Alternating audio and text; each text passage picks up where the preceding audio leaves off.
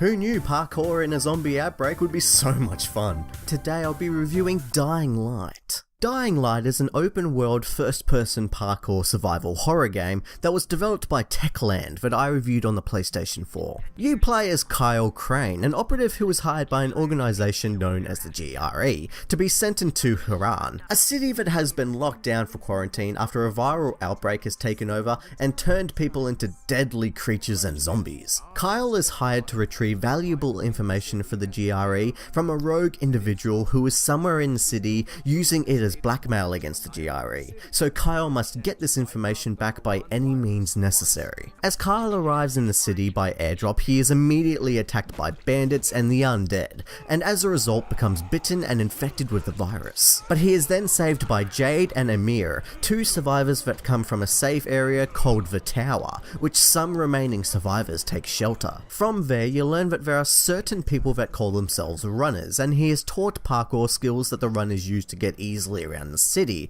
and to collect airdrops that are sent by the GRE filled with supplies for survivors. One of the most valuable supplies the GRE can offer is antizin, a drug that suppresses the infection and prevents survivors from turning. So for the majority of the game you will be exploring the city of Haran, undertaking many quests and challenges, and watch Kyle struggle with his morals to either complete his mission or help the survivors in any way he can. And of course you will be killing hordes and hordes of the undead in awesome and creative ways, but we will get to that soon. Dying Light highly resembles Techland's Dead Island series in terms of open world gameplay, controls, RPG-like elements, scavenging, and zombie slaying fun. So if you have played a Dead Island game, then you will feel right at home here. The one awesome addition to all of this is the parkour system, which highly resembles the cult classic Mirror's Edge, in which you can swiftly sprint, climb, vault, and so on. I'm really surprised at how good this system works. You can grab and climb pretty much anything and move around a city swiftly with ease. This game is drop dead gorgeous in terms of visuals. One major complaint I had with Dead Island on the PlayStation 3 is that the frame rate was all over the place. With Dying Light on the PlayStation 4, the game is very steady most of the time and also is visually stunning. I especially love the particle effects as the wind carries leaves and debris across the screen. It all just works and looks amazing, but the icing on top of the cake is the excellent sound design.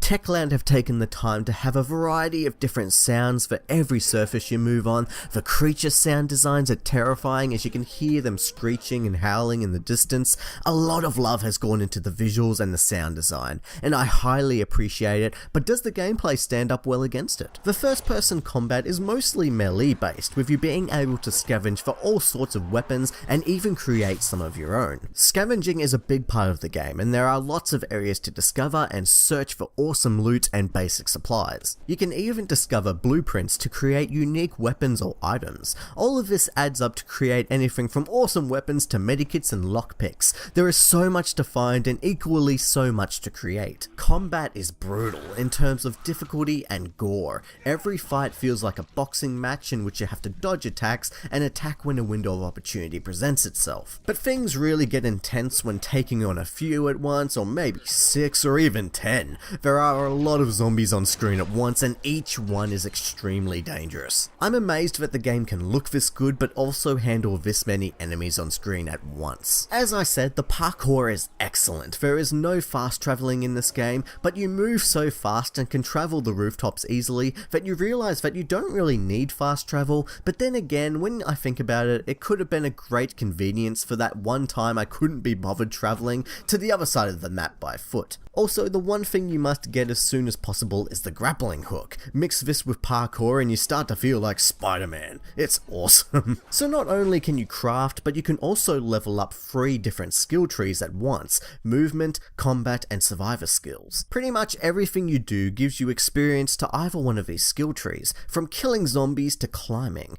It is an excellent and addictive leveling system, and to top it all off, there is a vast number of skills and most of them are unique and awesome. The game also has a huge huge number of quests for you to complete. Some of them are actually really good, but unfortunately the majority of them are pointless fetch quests, which become really old fast. Sure, you enjoy the trip to fetch and return it, but doing it multiple times and collecting the lamest, most useless items, it just gets tedious and makes me wish for some more inventive quests. So once you master zombie killing and parkour during the day, the rules change when surviving at night, with more deadly infected coming out that are faster, relentless, and can kill you very quickly. Luckily, the minimap becomes your best friend as you can see their cone of sight, so stealth becomes a big part of night until you can get some more deadly weapons to take them on, but even then it's a challenge. They are afraid of UV lights and flares, so these are must-have supplies to help you survive the night. Then again, you can just sleep straight to the daytime, but the one major benefit of nighttime is that the experience you earn is doubled, so if you're up for the challenge, it is definitely worth it. The game also contains 4-player co-op campaign and competitive modes. I didn't get the chance to test out the co-op campaign, but having 3 friends wreaking havoc together, how does that not sound awesome? Be the Zombie is the one competitive mode in which one infected creature has to kill the humans before they destroy your nest. This kind of reminds me of Evolve, in which 4 players versus 1 monster.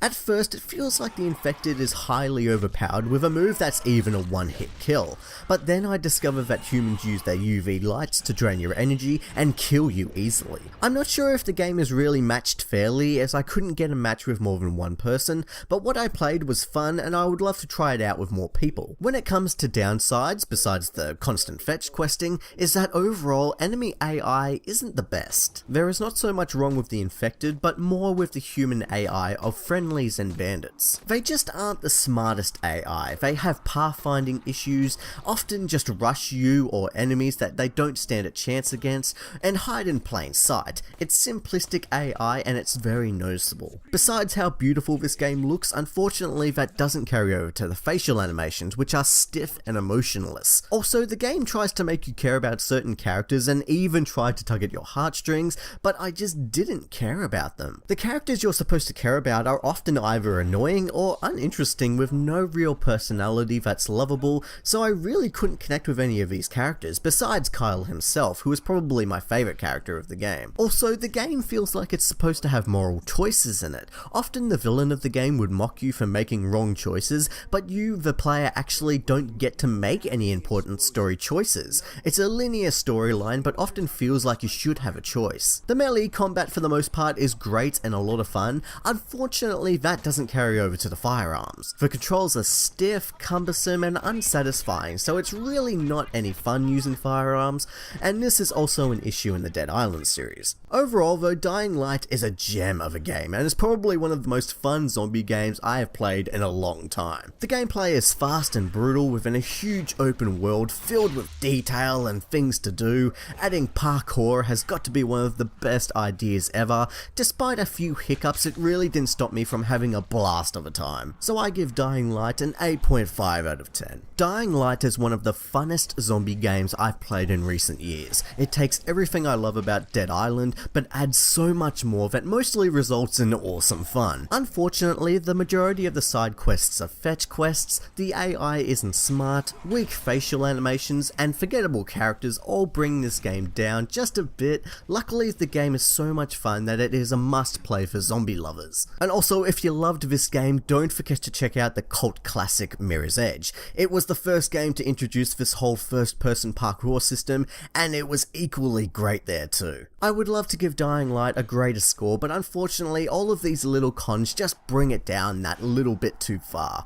But the game is still a lot of great fun, and if you love zombie slaying games with lots of gore, go ahead, I hope you enjoy it.